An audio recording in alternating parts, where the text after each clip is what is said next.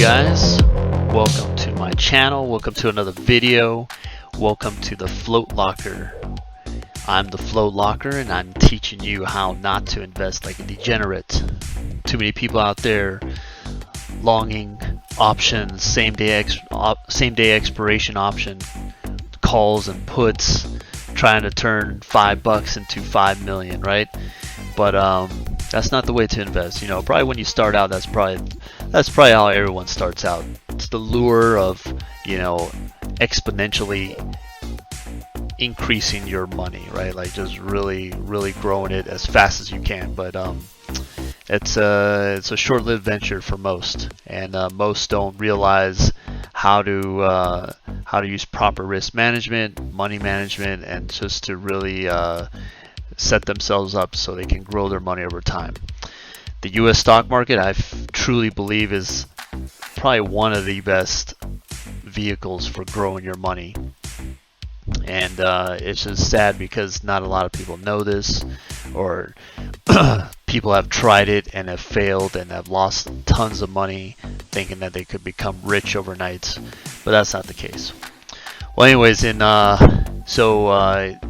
here's another video. What I'm going to speak about today is an option selling strategy that I feel is probably the greatest strategy out of all the option selling strategies out there. Primarily, I sell options. I sell option premium to collect income, and I just collect it over time, right? It's a slow and kind of a boring process, but it works. You know, it works for me. You know, every once in a while, I don't say I do that 100% of the time. You know, sometimes I do long options when I do find a setup that fits my criteria, and you know, I'll take the trade to try to capture as much of that alpha as possible. But that requires technical analysis. Time in the market, so you build that intuition of when to take that trade, and that just comes all with time and experience. And you know, it comes from my days of when I used to day trade options. I used to day trade same day expiration options a few years ago. It was I have to say it was very stressful at the very least, but at the same time it required a lot of time, a lot of focus.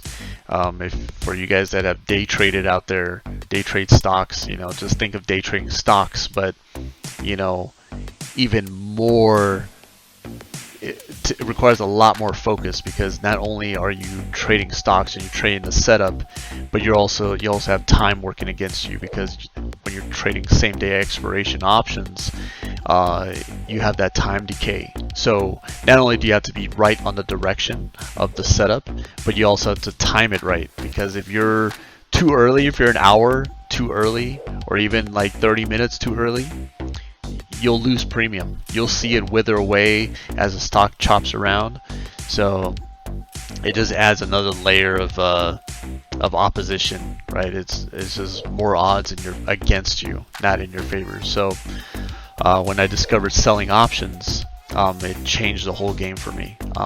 I don't have to sit at my computer all day. I don't even trade from my computer. I trade from my phone.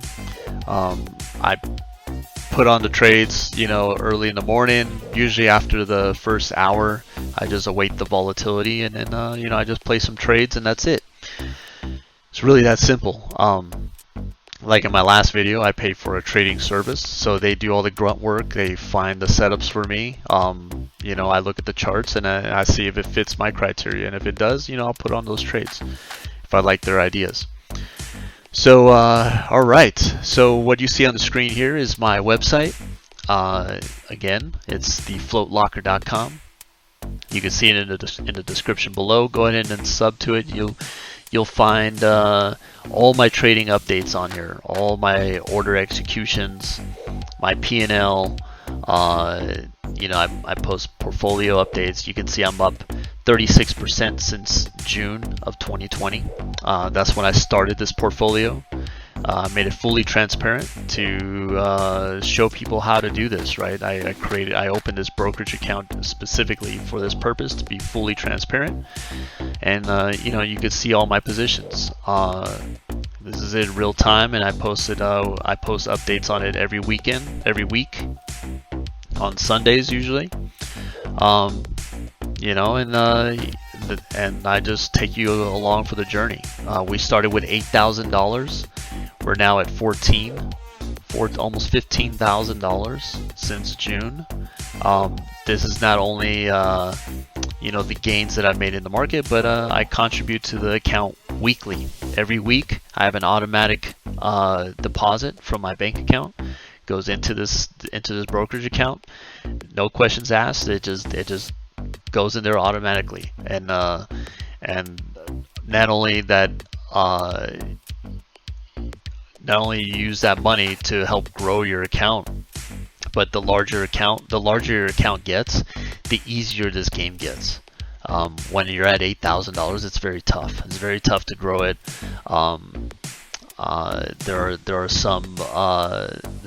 There's a lot of limitations, right, with having a small account. The odds aren't in your favor, and this game is not fair.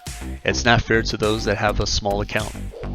So I show you how to grow your money safely and easily over time, and you know, combine that with contributing weekly, or monthly, whatever is more comfortable for you.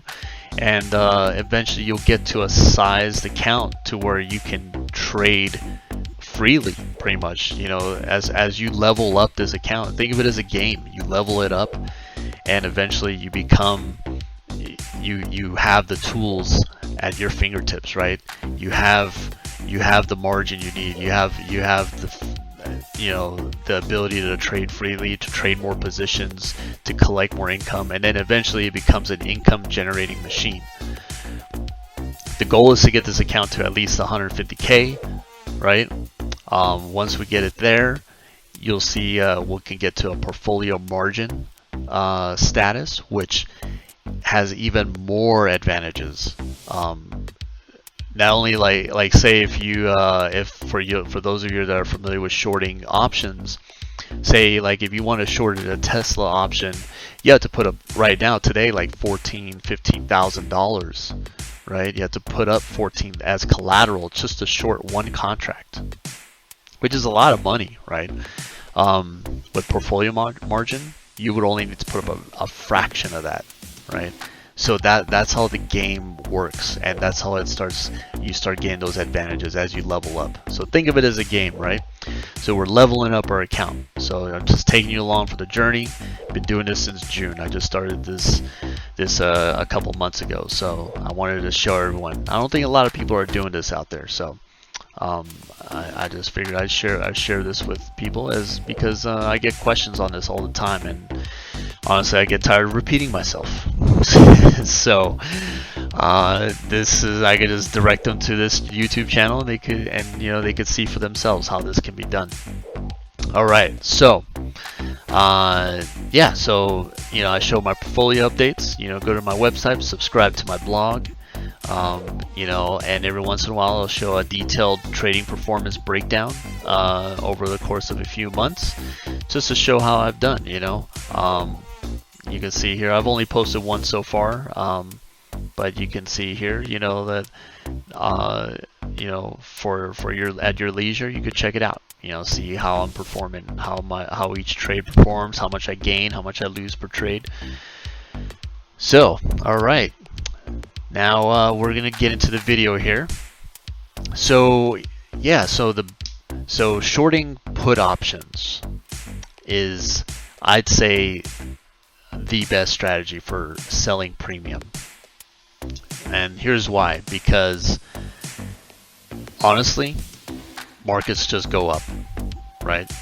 Markets go up, and over the past 100 years, they've been going up, right? And why fight the trend? You know, trade with the trend, go with the flow, make some money, right? There are ups and downs, there are drawdowns over time, but you weather that and you take that into account. You have to go through those in order to reap the full reward, right? There's people out there that want to time the market. They want to buy at the bottom, sell at the top. But honestly, no one can do that. No one can do that consistently, and it's been proven that if you try and time the market by going in and out, you don't make as much as you would as someone who just sticks with the ups and downs, who stays in the market 24/7, right? That's how you make the biggest gains, because after the largest drawdowns come the largest rallies, right? And if you're not in it for those large rallies, you might as well not even trade the market. You might as well just keep your money in the bank, where it's going to lose 2% per year due to inflation. So have your pick. Lose 2% per year. Try to time the market. Try to get away from that pain. Not only that, but you're wasting. There's a lot of time wasted trying to time it, right? Trying to time, how the market's going to move, right? Who has time for all that? There's other things in life to enjoy. So that's why I think selling put options is a great strategy, because it's a bullish strategy. Not only that, it's better than buying shares of a stock. Say if you wanted to trade Apple, right? And you wanted to own Apple. You love Apple. You're like, oh, I need to own this stock. You want to buy 1,000 shares of Apple. Why buy straight up 1,000 shares, right? Why not sell some puts? Sell 10 puts of Apple, right? Here, we're gonna go to it right now. Why not sell 10 puts of Apple? I don't know what that is. Right? We go to Apple, go to the options. I like to go about 30 to 45 days out. And, we'll just go to the standard, like 30 delta right here. Sell some puts. Where's the 30 delta? We got it right here, or 32 delta. 33 delta is fine. So we'll go right here. You sell 10 of those. Right? We go down here.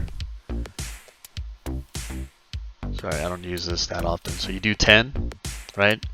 You're collecting $4,700. Right? As long as Apple stays above 108.75 over the next 44 days, you can see right here, 44 days till it expires, you get to keep this entire $4,700. So Apple doesn't even have to move. Like, let's look at the chart here. Apple could just stay, sideways. For the people, like say the guy or the girl or the person that has sold options, sold a put, when it was after this drop, they're like, I'll sell some puts. I'll sell some $100 puts. Over the past month, they've kept all the premium. Apple has not really moved, right? It stayed sideways, and they still made money. For the person that bought 1,000 shares, they've probably made a little money, or maybe they probably lost a little bit of money, right? But they didn't make a lot of money, right? And that's what selling puts does for you. So you got this, right? You got $108.75. As long as it's above that, by November 20th, you get to keep the $4,700, right? It's $470 times 10, right? You sold 10 shares or 10 contracts, 10 put option contracts for $4,700. So now, say worst case scenario. Well, let me go over the two best cases. First of all, stock stays sideways, you keep all this money. Stock goes up, you keep all this money. Stock goes down, right? What happens then? As long as it stays above 108.75, you're good, right? You still keep all that premium. But here's where it gets interesting. If it gets below 108.75, you still have $4.70 of credit as a cushion on this. So actually, your break even, if on November 20th this stock is at 104.05, down over here somewhere, your break even. You didn't lose any money. You didn't make any money. Maybe you made a little bit, but you broke even. Now, even worse than that, if it goes below that, say it goes below 100, right? Now you're in the red, right? Now you're looking at a loss. But don't look at it that way. You're not looking at it as a loss. Because your idea was like, well, hell, I wanted to own 1,000 shares when this was trading at like 115, right? $115 right up here, right? $115 a share. If you bought 1,000 shares at 115 and now it's trading at 100, you'd lose $15,000. That's a lot of money, right? Now, look at this. If it goes down to 115 or it goes down to 100 and you had your short puts at 108.75, right? Plus the $4.70 credit, 104 was your break even. 100, you'd be losing $4,000. That's 1,000 shares times $4, right? Between 104 and 100, you'd only be down $4,000 as opposed to $15,000. But you know, you can't really be mad. You actually should be. This should actually change your mentality towards investing, right? Because you wanted to own this stock at 115, right?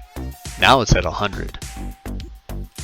So, would you rather lose $4,000 or $15,000, right?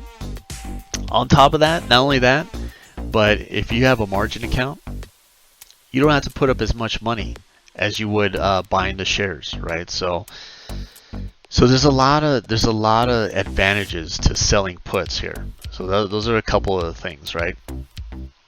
So that's it in a nutshell. All right. So as you can see, over time, this strategy would bring in consistent income. You know, even with the ups and downs, right? Apple's a great company. So why not, right? Sell puts. So what are the risks, right? One of the risks is the assignment of shares, as I mentioned just a little bit ago, where you can get assigned the shares. Say if this closed at $100 on November 20th, you would get assigned 1,000 shares. Now here's where it gets even more interesting. You own 1,000 shares at 104, right? The $4.70 credit minus the 108.75. You own Apple shares at 104. Now what do? Sell the shares and buy and sell more puts? You could do that, but what I would suggest is keeping the shares and then start selling calls against it, right? Not selling puts, but selling calls against your position. This is called covered calls.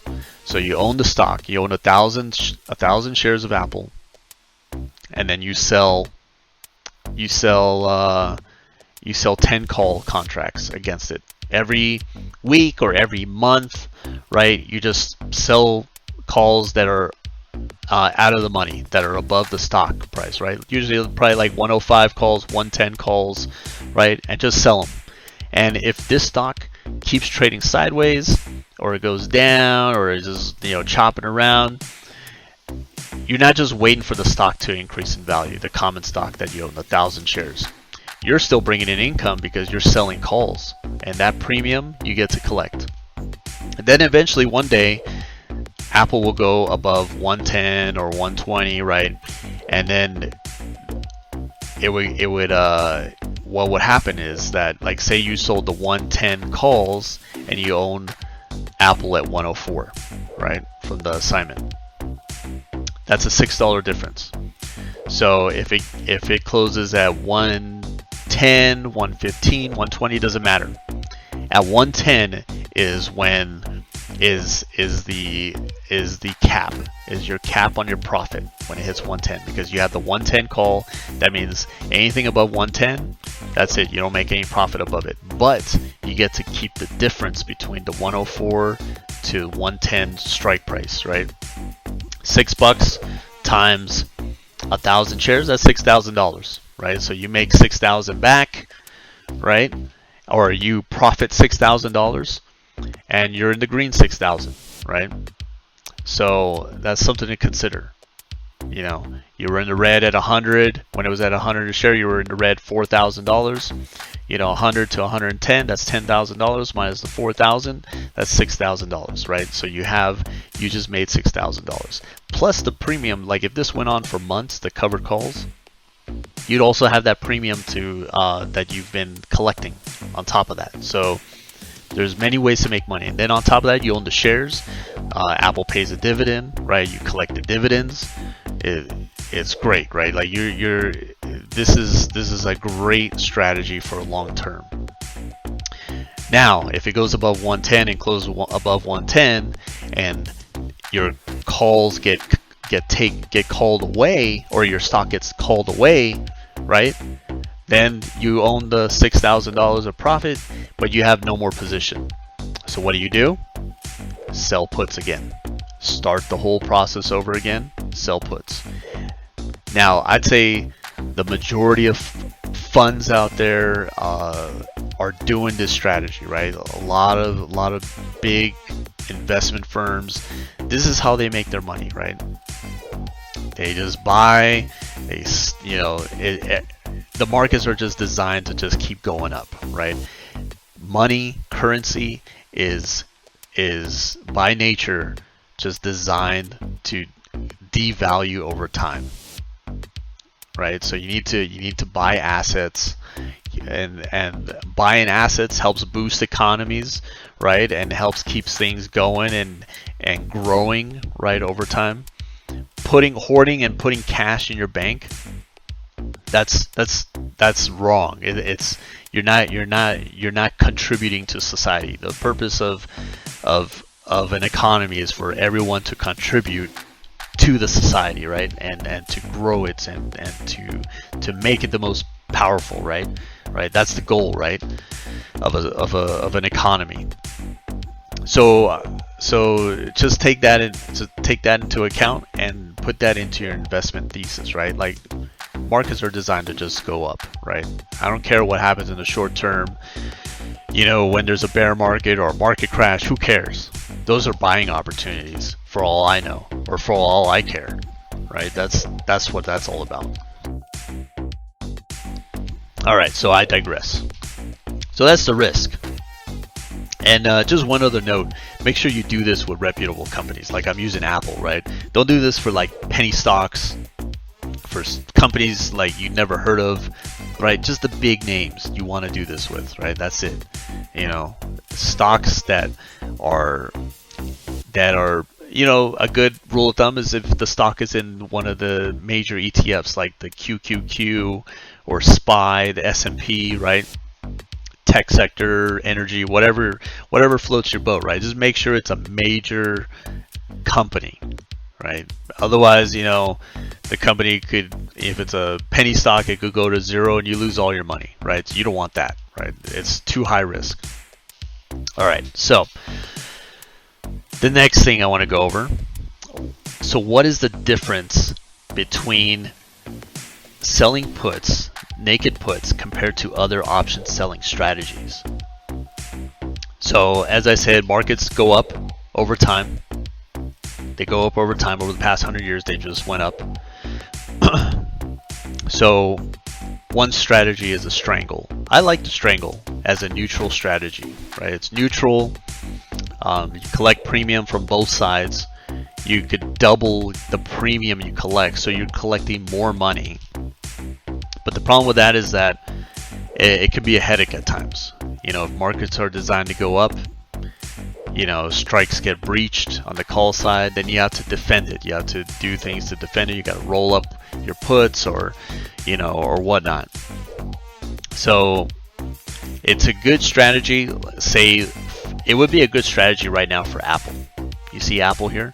Selling a strangle here would be great for collecting premium. But you don't want to sell a strangle during all this, right? Because you're going to get run over on the call side. And you could defend with the puts, and there's ways to defend and minimize loss, and you could even make a profit even still going up this way. But it's just too much of a headache. As the followers from the beginning know, my AMD strangle, that just was a pure headache from like $50 all the way up to like $90. So, I had a strangle on and I just defended it all the way up. And I still made a profit, but it was tough. It was a tough, it just wasn't fun. It wasn't worth the headache. Alright, so the only thing with strangle is that, it's kind of a, it requires a lot more attention because you're collecting more premium, right? So there's a trade-off there, right? So it depends what your goals are, but I tend to more stick to the selling puts, and then if I get way into profit on it, and I still want to hold the trade, I'll sell some calls then, right after the put is well into profit. Then I'll cap it off with a strangle, selling some calls, and just kind of like locking in the gains, but still having the ability to collect more money over time instead of just closing out the trade. So that's how I use a strangle. All right, so straddles is another credit. Selling straddles. I don't sell straddles from the get-go. This is more of an end game of a strangle for me. I start out as a strangle, and then as I'm defending, and if I had to roll up or down, puts or calls, and then eventually I end up as a straddle, as a final stand against the position or against the stock, right? So if it doesn't work out after that, then I just take it off, But I don't. It's very rare that I would start off with a straddle. Not only because the calls, yes, you collect more premium, but the calls and puts are in the money or at the money, and they don't decay as fast as something that's way out of the money. So that's why I like to strangle better.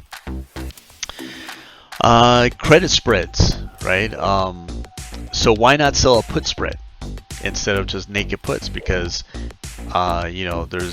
everyone talks about the risks with a naked put, selling a naked put, or not selling the credit spread, capping it off. And I'll tell you why.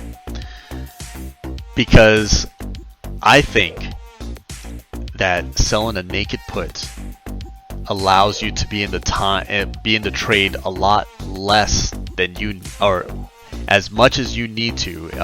I'm not wording this right. If you're selling a naked put, it decays faster, so it allows you to get out of that trade as quickly as possible. The quicker the option decays, the better, right? With an option with a credit spread, right? You're selling a naked put, and then you're buying a put, a long put that's further out of the money to cap the losses just in case it goes against you, right? The problem with that is that as the long option decays, it hurts your P&L when your short option is decaying. And it not only that, but it decays a lot faster than your short option. So you have that working against you as well, which is not ideal, because then you're not making any money, or you're making very little money, right? So that's something to consider. So if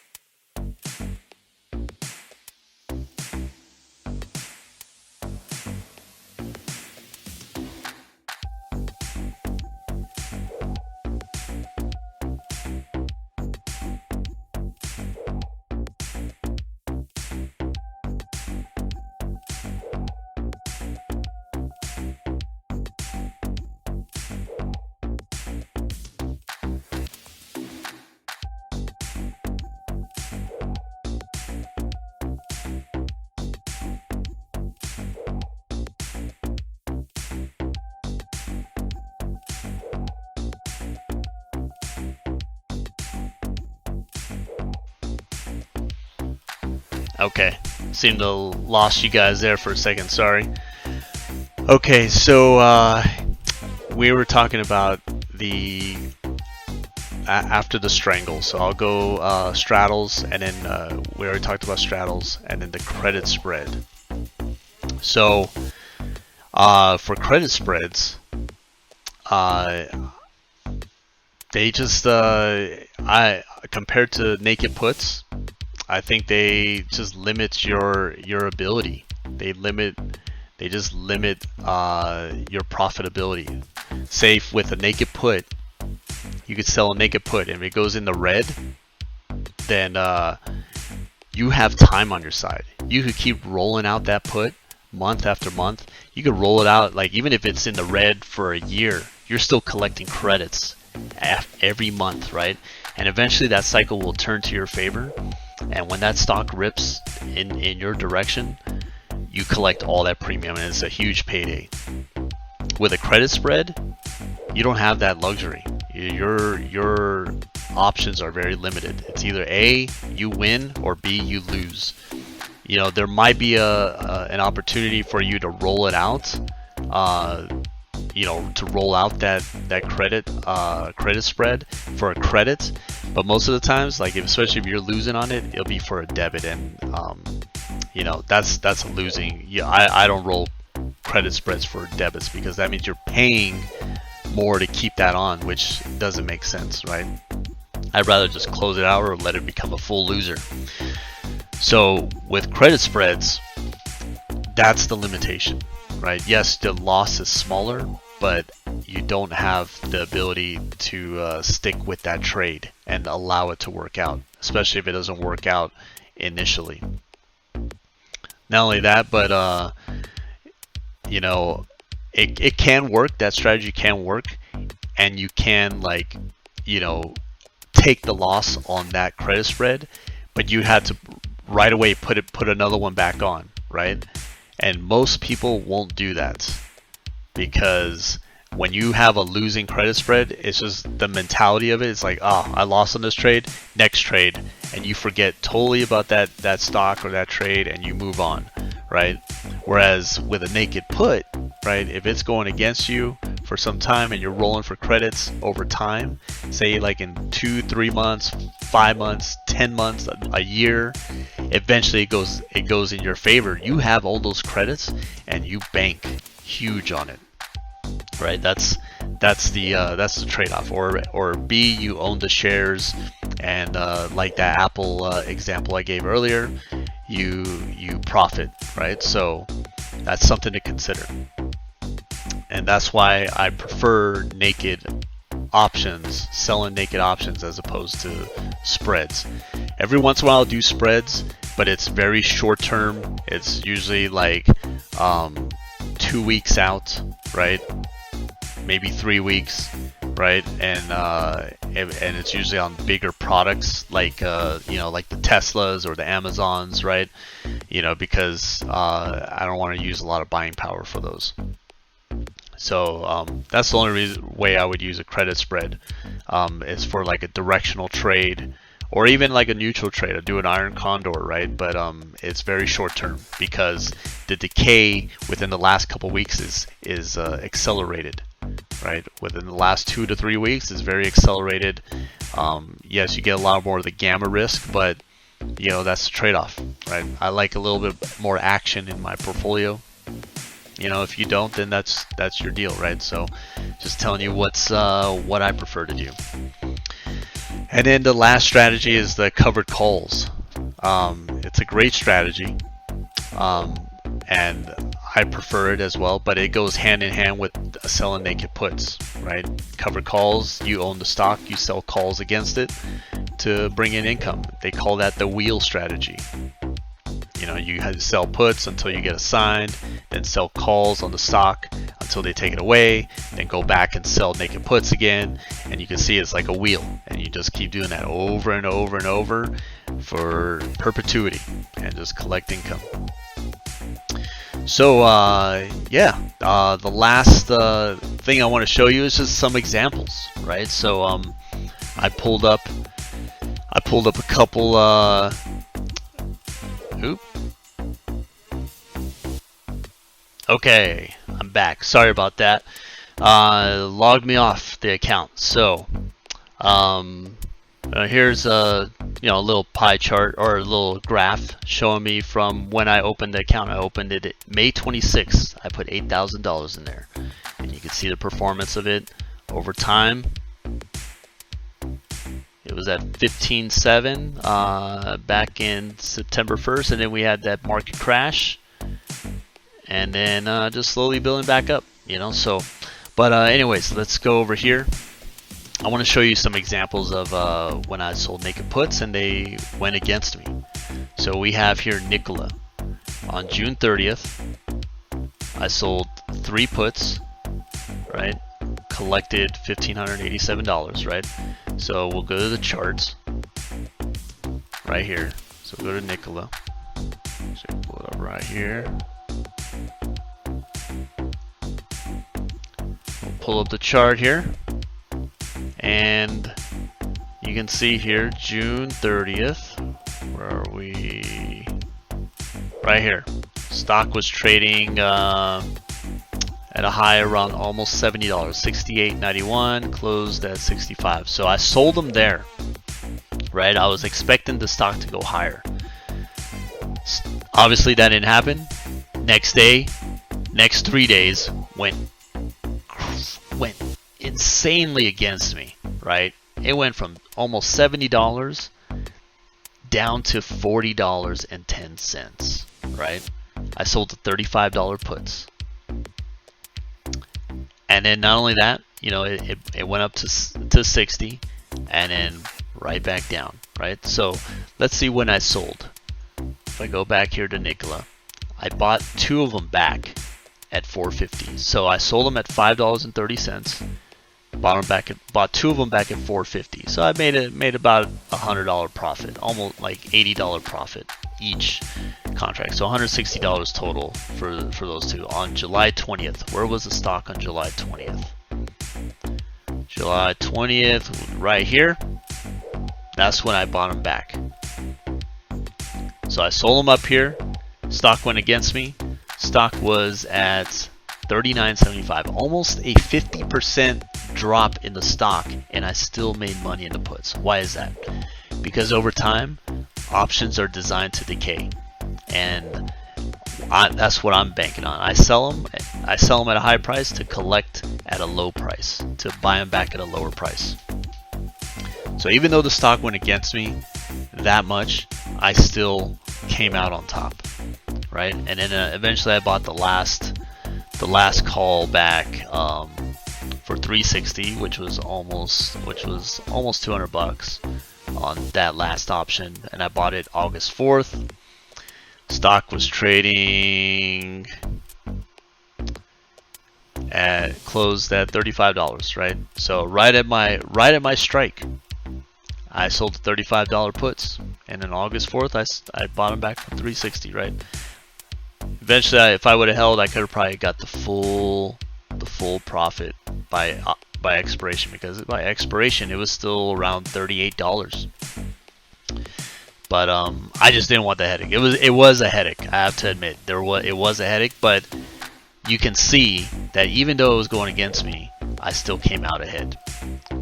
All right, and then for my last example, WFC, that's Wells Fargo. I'm still in this trade actually. Just been consistently selling the option, right? It's just kind of been grinding here around $24, $25. I sold the $26 put, and I just keep buying them back and rolling them out for credit, right? So I've been doing this since July. It's now September. I'm about to roll it out again because they're about to expire this week, so I need to roll them out. Or I might just let the options, get assigned to shares and just keep the 100 shares. I might just do that and just sell covered calls. We'll see. But yeah, it's a pain in the ass as well. But after this, I plan on not selling banks. They're just a tough trade, and they don't really have a lot of momentum. Look at this.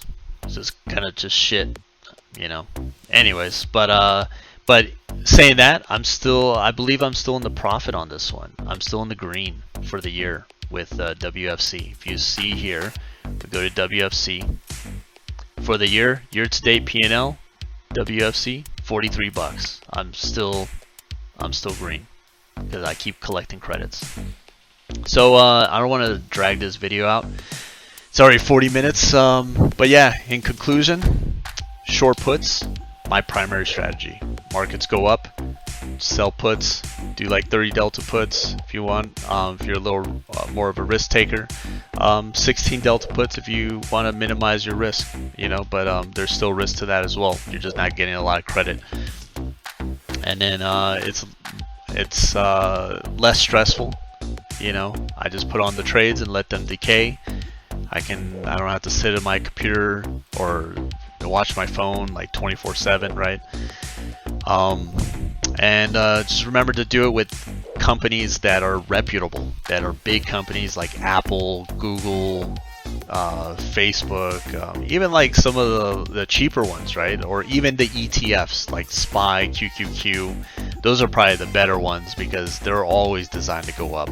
The QQQ and SPY, those ETFs are a basket of companies, and they constantly remove the ones that are underperforming and put in ones that are performing.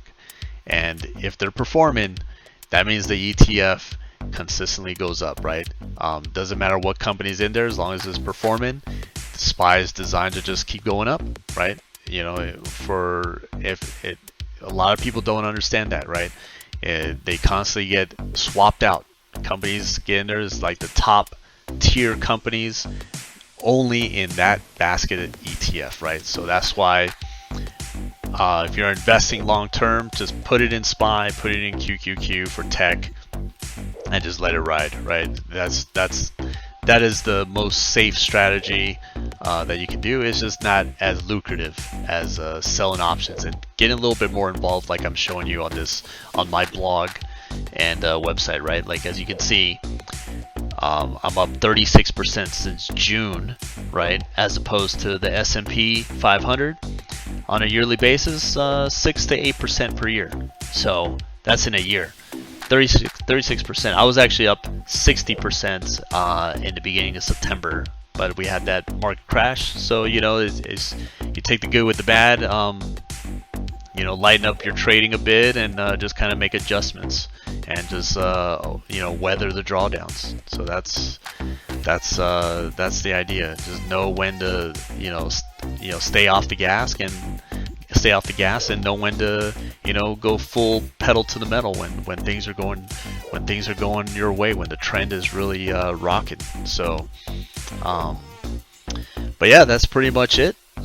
Thank you for watching this video. I know it was a little lengthy, but I feel there's a lot of info in here that could help some people, help a lot of you guys out there, learning how to do this strategy. I've been doing it for years. I've been trading for over 10 years. So I've been around the block, and I've done day trading. I've done day trading options. I've done, swing trading, penny stocks, you name it. I've been in it, right? So this is the strategy that I feel works the best for the long term. All right. Yeah, please leave your comments below. If you have any questions, feel free to ask them. Make sure to go to my blog, subscribe to my website, thefloatlocker.com. Link is in the description below. And until next time, good luck trading. Thanks.